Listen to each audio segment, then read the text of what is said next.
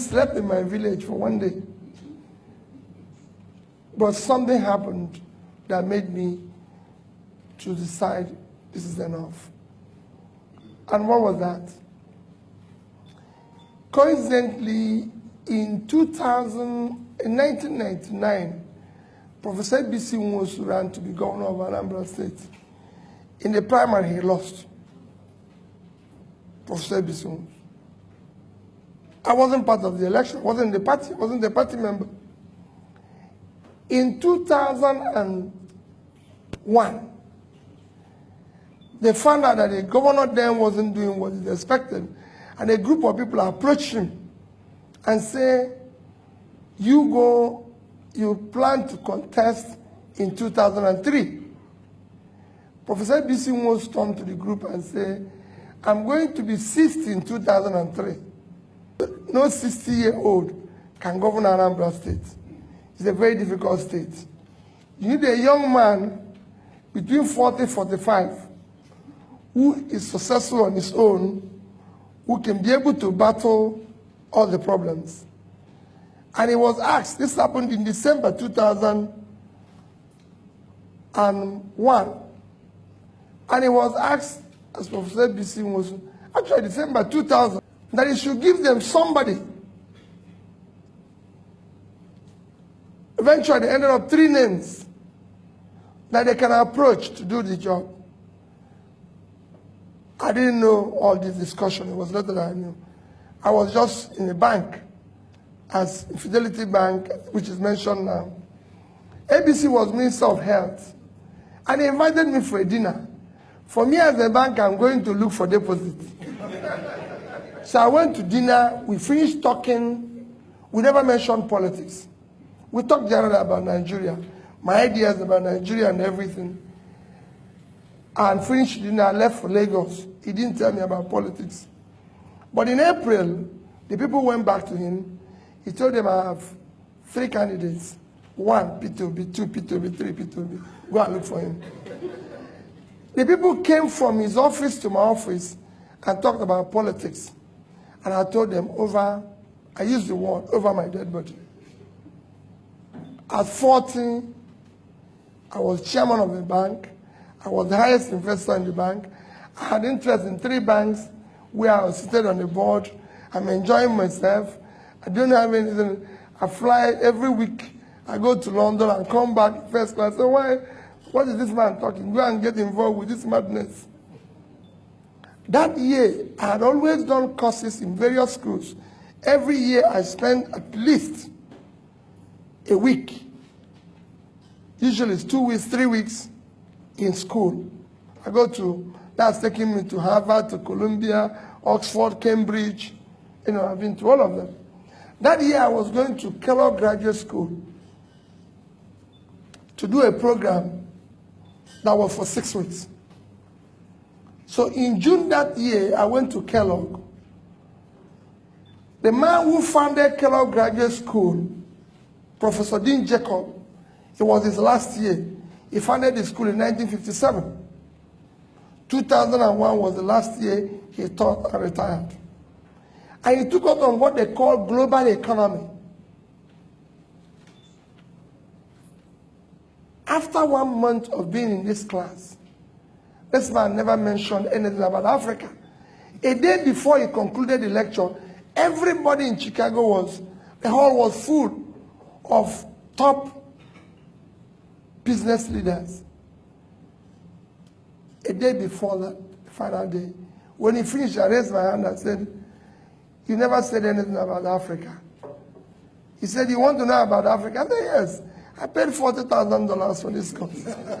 And nothing was mentioned about the continent I came. He said, I'll tell you about Africa tomorrow.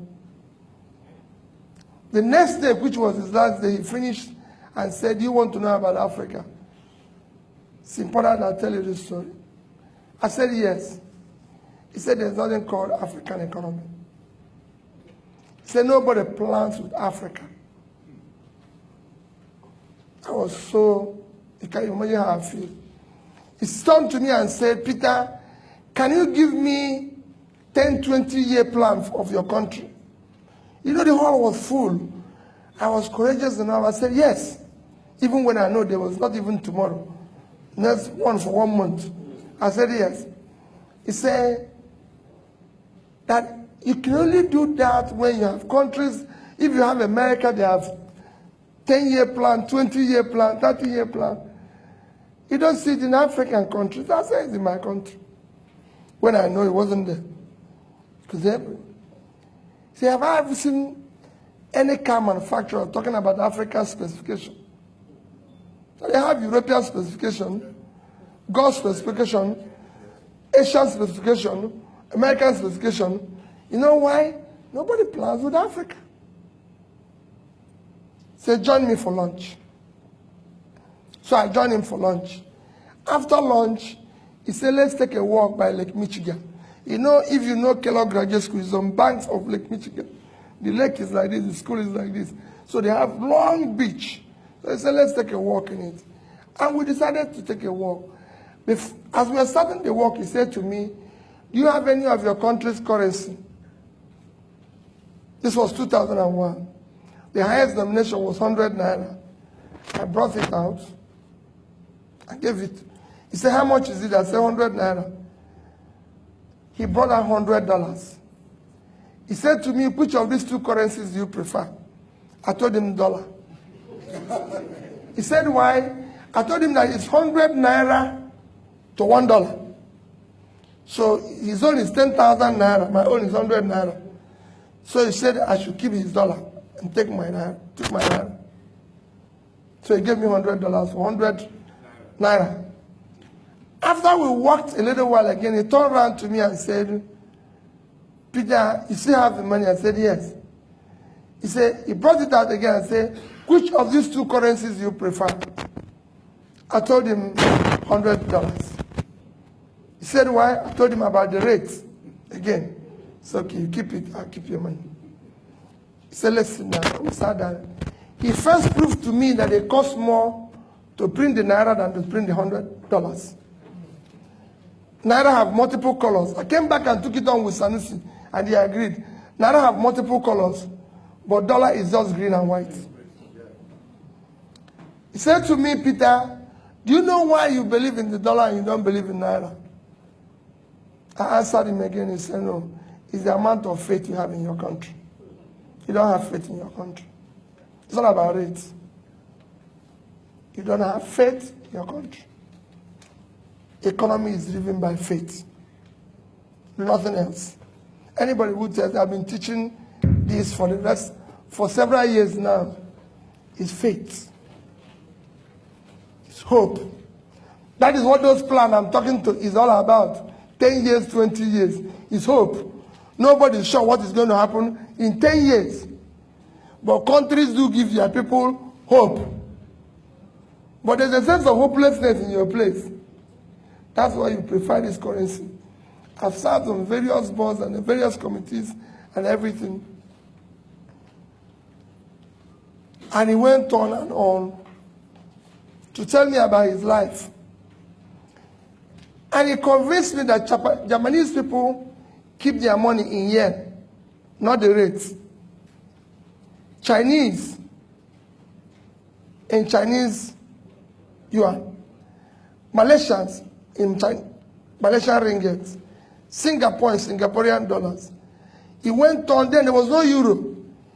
He told me Italians, which their rate was worse, keep it Italian rila. Germans in marks, everybody in this. But the Africans don't keep it because they don't have faith in their continent. So they give it to the dollar and make the dollar stronger. Because they prefer to put their money here and build in America. Now he is a lecturer. He drives S-Class. The wife is the lecturer, he drives the Lexus. The daughter is the lecturer, he drives the Lexus. The lecturers in your place don't drive such cars, don't live such life. And they said to me, can I ask you for a favor? Just to tell you a story. I said, yes. He said, go back to your country and participate in building public wealth. Public wealth enriches everybody. Individual wealth impoverishes everybody. All of you want to make private money. It does not enrich anybody. Hero TV, we offer you news, local, national and international, on politics, religious and socio-cultural events, project work documentary, live documentary and lot more. Contact us today and do not forget to subscribe to our channel so as to get our updates on daily basis.